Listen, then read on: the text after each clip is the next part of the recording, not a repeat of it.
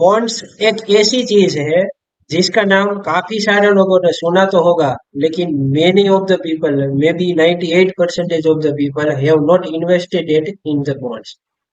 Mostly आपने सुना होगा कि आपको ज्यादा रिटर्न चाहिए compare to FD, post RD and so other such kind of fix income instruments.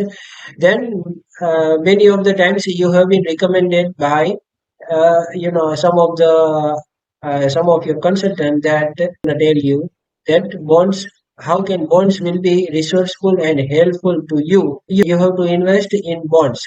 So mostly आप लोग आई मीन कंफ्यूज्ड हो गए कि आपको करना क्या है, मीन्स आपका रिस्क असेसमेंट उसमें कितना है, आपको कितना पैसा डालना है, कैसे आपको वापस मिलेगा, क्या आपका रिस्क है, कुछ भी अगर आपको पता नहीं होगा, then definitely today I am by this video resourceful and helpful to you to get fixed income better returns compared to FD and post RDs। अभी सबसे पहले let us discuss that bonds होते क्या है एंड कितने types के bonds होते हैं। फॉर एग्जांपल ले लो, अगर कोई कंपनी है, पब्लिक सेक्टर अंडरटेकिंग्स है, तो उसको बोरो करना है पैसा, तो आइदर तो वो अपना स्टेक डाइल्यूट कर सकती है और एल्स अपना बैंकर के पास जाके वो उसके पास से बोरो कर सकती है मनी, और एल्स अगर वो भी उसको नहीं करना है एंड आपके पास से उसको बॉन्ड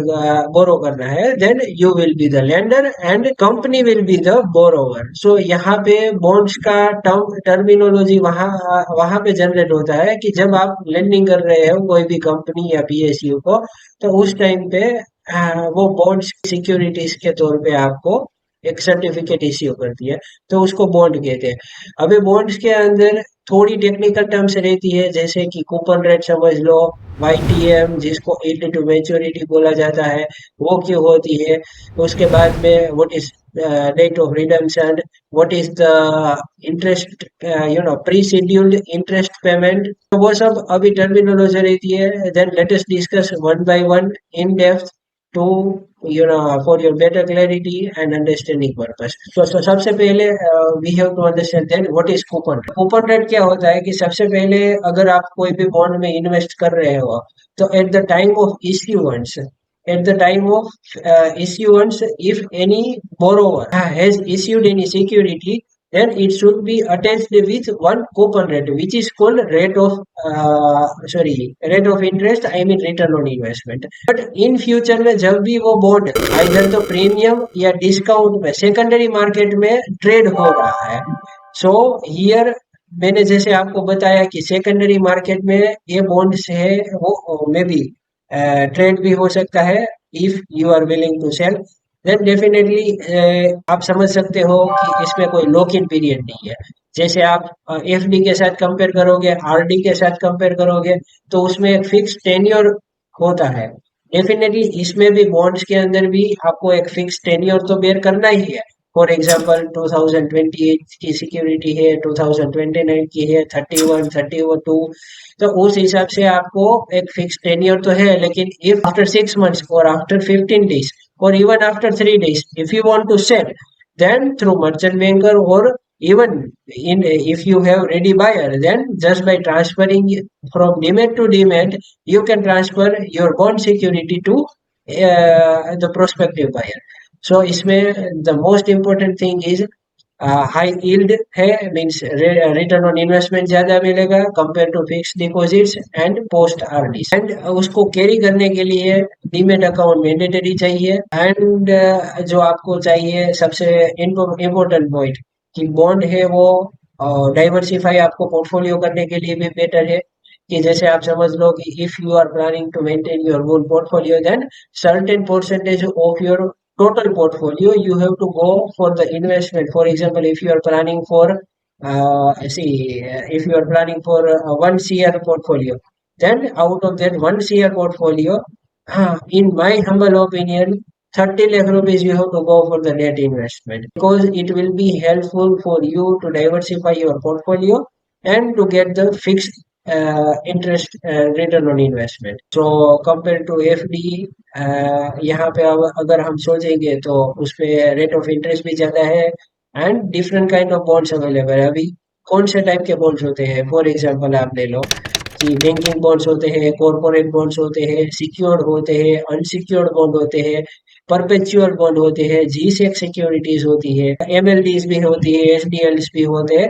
वो काइंड ऑफ ऐसे ही सिक्योरिटीज है, उसमें अब हम इन डेप्थ नहीं डिस्कस करेंगे। उसके लिए अगर if you want then comment में लिख के हमें बताइए कि आपको उसके लिए एक सेपरेट वीडियो चाहिए, तो एमएलडी एंड एसडीएल्स के लिए आपके लिए एक सेपरेट वीडियो बना देंगे। तो आज हमने डिस्कस किया कि बॉन्ड्स जो आइडियल होते हैं, जिसको फिक्स इंटरेस्ट सिक्योरिटीज क्या अंदर इन्वेस्टमेंट करना है, एंड तो अभी एफडी में जा रहे हैं, लेकिन एफडी में फॉर एग्जांपल 5.5 या 6%, I mean not more than 6% they are getting return on their investments.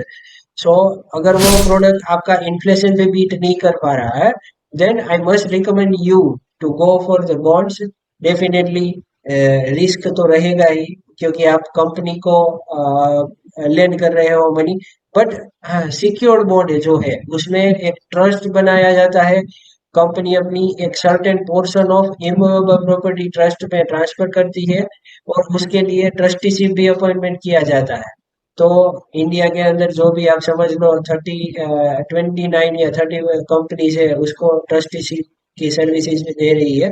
तो वो सब भी आपको आपकी जो कुछ भी लेंडिंग अमाउंट है, फंड है, उसके अगेंस्ट में जो सिक्योरिटी दिया हुआ जा रहा है, वो उसका टेक केयर करेगी।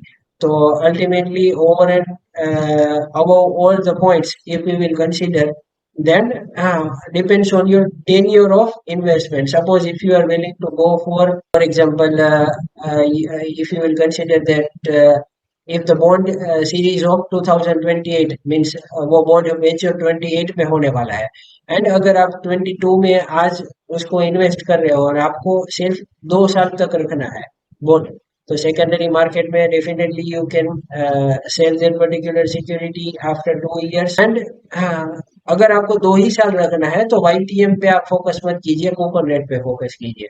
अगर आपको लास्ट तक अप टू रिडम्पशन मेच्योरिटी तक उसको होल्ड करके रखना है, तो आपका YTM will be your actual yield, your actual rate of interest. And मेरा मानना है, and I strongly recommend that it is very ideal for NRIs and for association of persons. अभी मोस्टली प्रॉब्लम क्या हो रहा है कि बड़ी कंपनीज, आई मीन बड़ी सोसाइटीज है, जहाँ पे फ्लैट होल्डर से उसने एक सर्टेन पोर्शन मेंटेनेंस के तौर पे लाइफ टाइम मेंटेनेंस डिपॉजिट दे के रखा है। तो मोस्टली वो लोग हैं, वो फिक्स डिपॉजिट में इन्वेस्ट करते हैं। तो फिक्स डिपॉजिट में इन्वेस्ट करेंगे तो अभी 5.5 या 6% जो उसको मिल रहा है, even in some banks are offering, cooperative banks are offering 6.6 और 6.7%। तो वही रेट ऑफ इंटरेस्ट उसको मैक्सिमम मिलेगा। They will open one demat account with association of person on the name of association person, and they can go for the bond investment, which carries the secured option. For example, just for the this video is not sponsored by UPCL, but I am just for the illustration purpose I am taking this particular name, that if you will go for the UPCL 2028 series, then presently it is fetching around 9.4% and something YTM. So it can be helpful for you, and your actual rate of return on investment will be 9.4% instead 6.6%. So over and above, if you will consider, bond is very good, but you don't compare this particular security or product with mutual fund SIP and other insurance products. You have to compare it with fixed deposits and some other post fixed tenure securities product. So thank you so much for watching this video. And still, if I am unable to convince you or explain on any of the points regarding the bond, then you can ask me in the comment box, and we can clarify and we can resolve your query as soon as possible. Thank you so much.